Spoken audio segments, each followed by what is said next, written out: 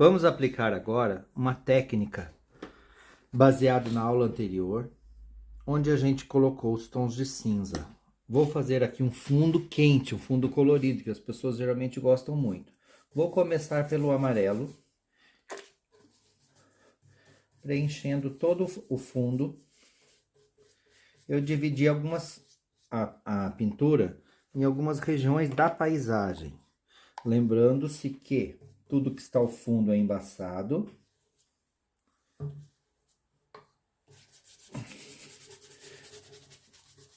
É uma pintura bem rápida, eu usei o pincel largo, porque a tinta guache, ela seca muito. Eu vou usar um fundo aqui mais plano. A regra da paisagem é, tudo que está longe é mais claro. Perto das montanhas é uma tonalidade mais clara.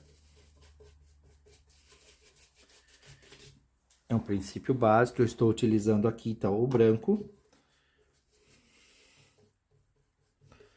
Eu não vou fazer montanha, é só a ideia do perto das montanhas é mais claro. Para quê? Para conseguir profundidade mesmo sendo uma pintura plana, eu consigo fazer a profundidade. Então eu vou respeitar aqui a tonalidade clara, não me preocupando com detalhes, não me preocupando em fazer bonitinho. Eu não vou ficar indo e voltando, eu só vou ou só volto. Para quê? Para fazer um degradê bonito. Se eu vou e volto, eu ponho a tinta e tiro, ponho a tinta e tiro, não funciona. Então eu vou ou eu volto. Aí eu tenho um degradê equilibrado, com traços bonitos se integrando, sem ficar aquele lambe-lambe, aquele famoso vai e vem, vai e vem. Igual muitas pessoas usam fazer maquiagem, vai e vem, vai e vem, vai e vem, a maquiagem perde todo o modelado, toda a luz e sombra. E não dá um aspecto bonito. Ela pode até ficar bonito próximo da pessoa, mas quando você se afasta, ela não dá um efeito bonito. Eu vou pular do amarelo, branco, amarelo. Eu estou fazendo uma escala tonal. Então eu vou usar aqui o laranja.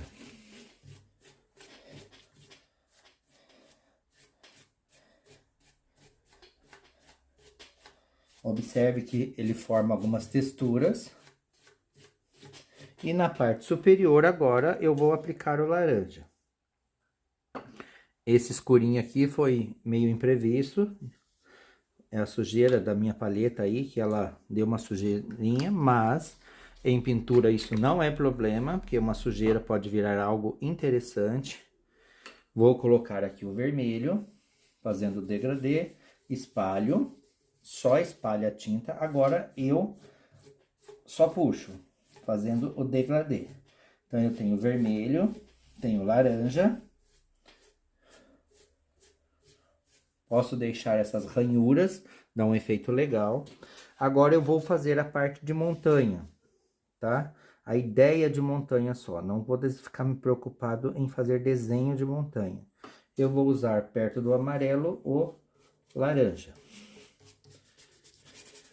Aqui embaixo, como a pincelada primeiro plano, ela é muito irregular, eu não posso limpar o meu pincel aqui. A cor tem que caminhar no quadro, então eu já limpo aqui embaixo. Eu não posso deixar essa linha de contorno na paisagem. Então, o que eu vou fazer? Eu vou deitar o pincel e vou esfumar.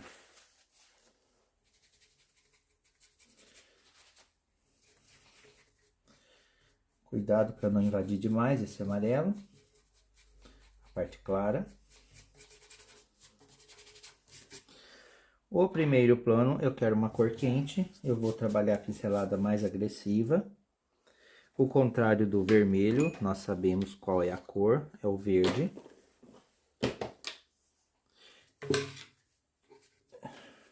Quanto mais irregular, com a mão esquerda fica melhor ainda o efeito depois, que eu não tenho tanto controle motor. Isso é ótimo na pintura, controle motor é terrível. Se vocês observarem pessoalmente, ao vivo, um trabalho de Claude Monet, que é um artista impressionista, vocês vão ficar deslumbrados com o ritmo da pincelada, a força e o efeito que isso dá de longe. É uma coisa inacreditável. Quando ele veio ao Brasil, se eu não me engano, foi no MASP, faz muitos anos já. Eu tive pessoalmente conhecendo algumas obras dele. É inacreditável que ele consegue, com a expressão da cor, a cor em cima de cor, sem se preocupar com a beleza, com aquela coisa acadêmica, mas quando você afasta de numa paisagem dele, você vê a vitrificação de uma água. É uma coisa assim, é fora do normal. Só estando perto para entender o que eu estou falando. Agora eu vou deixar esse fundo secar um minutinho.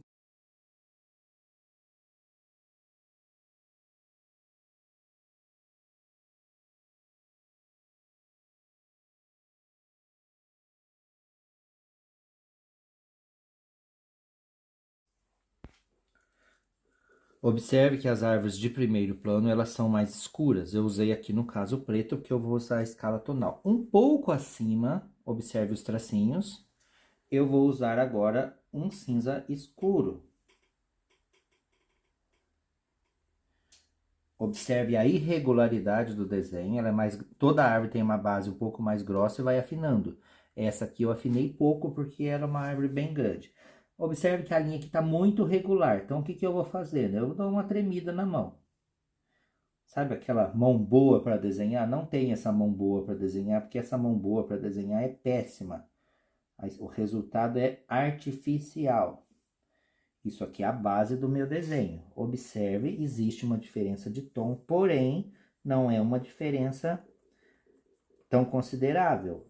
São tonalidades, então eu quero um pouco mais claro. Agora eu vou mexer na escala. Essa árvore está acima dessa daqui, indo para o fundo. Então já tem uma outra tonalidade. Essa eu caí para a esquerda, essa aqui eu vou jogar ela um pouquinho para a direita. Não se preocupe aqui com a irregularidade, não é agora, não é tão necessário, mas pode já começando a fazer isso, porque depois a gente vai trabalhar a textura da árvore. Essa árvore aqui do outro lado, ela está quase na mesma posição, então eu posso respeitar a regra do tom.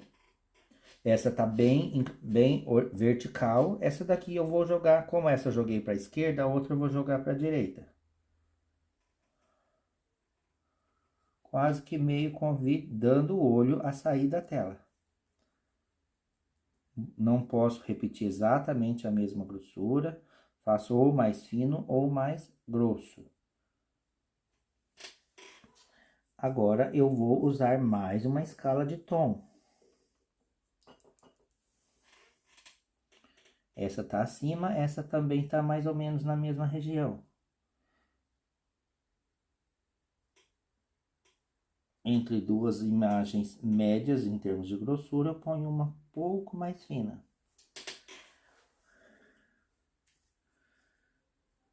Vou usar aqui um pincel um pouquinho mais fino também.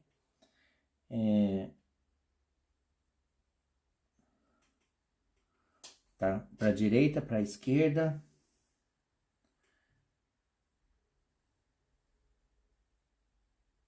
O contrário do grosso é o fino, então eu vou fazer essa aqui bem magrela, próxima a ela.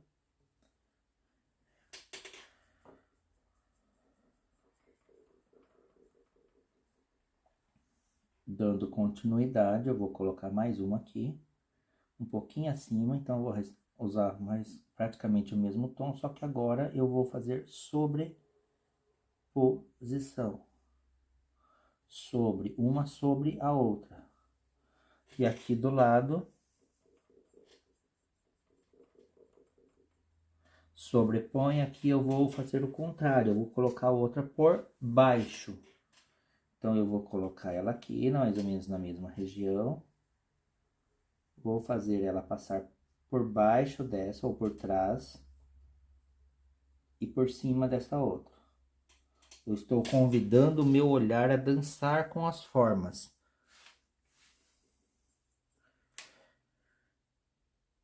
Para dar essa profundidade que eu estou desejando no meu trabalho, eu vou colocar algumas mais finas. Não vou utilizar branca no fundo, porque depois o branco eu vou precisar iluminar essas árvores. Na futura eu vou usar agora um pouquinho mais, um cinza mais claro, inclinando, um pouquinho mais grossa. O segredo é não colocar o branco aqui agora. Outra mais fina aqui, um pouco acima. Essa eu vou passar por cima, essa outra por baixo. É como se as formas aqui são as três estão estáticas. Eu preciso fazer alguma sobreposição. Eu vou colocar aqui uma fininha, sobrepondo essa forma cinza. Posso agora trabalhar também uma mais escura. Nessa região faltou um pouco de escuro. Eu posso colocar, deixa eu ver o espaço aqui. Como ela é escura, ela tem que começar mais em primeiro plano. Eu não posso colocar uma escura começando lá em cima. Respeitar essa dança de profundidade das bases, que isso vai me dar depois um resultado interessante. Vou deixar isso secar e vou decidir se eu quero a luz da esquerda para a direita, da direita para a esquerda. Muito simples. Esta árvore aqui, todas elas estão em grossura média. Eu quero exagerar uma para ela ser a principal do quadro. Uma parte maior está para uma parte menor. Então, qual árvore que é o foco do meu trabalho na composição? Essa daqui. Então, eu vou exagerar ela um pouco mais. Como se ela fosse a chefe de todas. Meu olho vai para ela quando eu olho para o quadro, pela grossura dela. E depois ele começa a caminhar.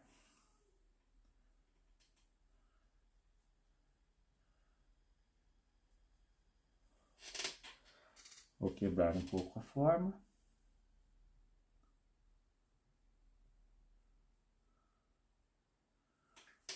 Pronto, já tem uma composição. Depois, se eu quiser colocar algumas árvores mais fininhas, mas como eu quero valorizar a cor do fundo, eu não vou poluir muito esse trabalho, não.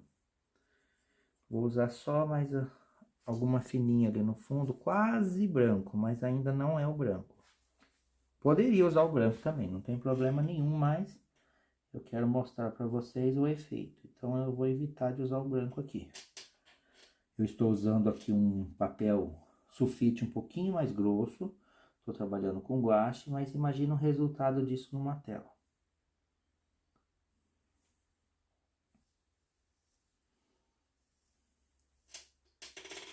Vou deixar secar o trabalho. O que eu vou fazer agora?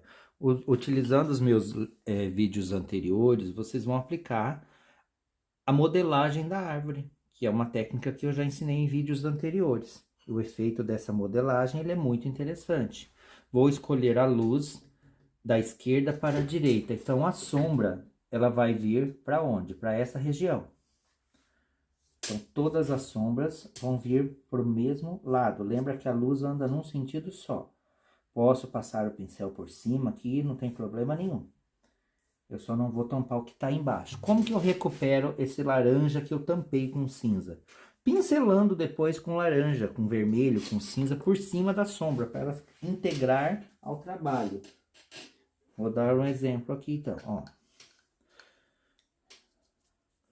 Primeiro plano tem que ter o quê? Tintas em excesso. Eu vou dar algumas pinceladas depois. Mais pra frente eu faço isso quando eu estiver terminando o trabalho.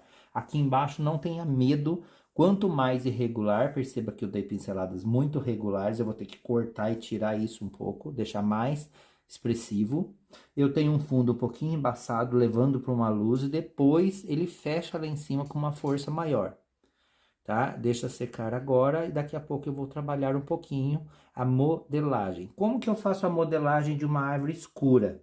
Eu posso pintar a luz aqui com branco numa árvore preta, de base preta? Não, eu vou usar o cinza e vou colocar o cinza sem tampar o que está embaixo, com pincelada sempre irregular. E vou começar a modelar sempre do lado da luz.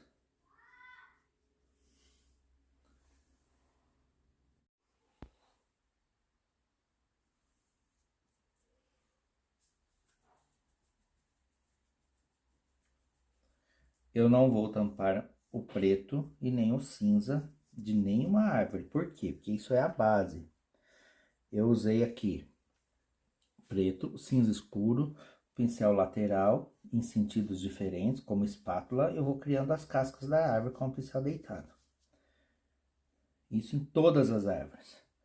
Na árvore mais cinza, mais claro, eu vou usar o quê? O branco, não vou iluminar com uma cor escura. A questão é não tampar a cor o tom de cinza que está no fundo. Se você tampar, você perde o trabalho. Não tem problema se der uma pincelada que você não gostou, que não deu um efeito legal. Treine sempre pegando o pincel dessa maneira. Evite fazer esse movimento de pintar parede. Quadro, tela, não é parede. Você tem que achar um jeito próprio de dominar o seu material, mas não dominar o material como um pintor de parede. Paciência, devagar. Se você não tiver o contato, a maneira, o controle motor de segurar o pincel, arrume uma madeirinha, uma estaca e trabalhe com a mão aqui, ó, movimentado. Por exemplo, pega uma madeirinha e trabalha aqui, ó, com o pincel deitado. Vai puxando a madeirinha, a mão tá sempre parada. E fazendo o movimento de vai e vem, ou só vem. É uma questão de adaptação com o material. Com o tempo, você vai... eu chamo isso sempre de rodinha de bicicleta de criança. Conforme a gente vai desenvolvendo, a gente vai perdendo isso, a necessidade. E acaba não usando mais. Então, eu estou iluminando. Eu quero iluminar agora, levando a cor do fundo para o objeto. Qual é o nosso objeto aqui? A árvore. Então, eu vou começar a iluminar com o quê? Com as cores que eu tenho no fundo, para integrar essa pintura. Essa árvore, ela vai fazer parte do conjunto. Dá uma limpada de pincel quando achar interessante, em vez de usar o papel higiênico, use a tela. Não coloque o amarelo em todas as árvores. A árvore que vai precisar do amarelo, posso aqui fazer uma sombra com o próprio amarelo, é a árvore mais clara. Só não tampe todo cinza. Depois eu posso iluminar algumas com laranja, que é um tom claro, só não vai dar para iluminar com vermelho, né? Mas o vermelho eu posso usar na árvore cinza como sombra, no lado da sombra.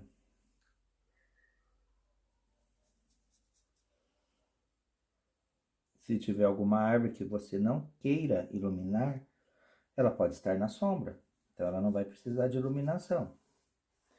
E aqui agora vai ser uma brincadeira, afastar, dar uma olhada de longe no seu trabalho e ver os resultados. Uma mais detalhada, outra menos detalhada. É esse jogo, essa brincadeira de forma, de textura e de cor, ligando fundo com o primeiro plano, que vai dar um efeito fantástico.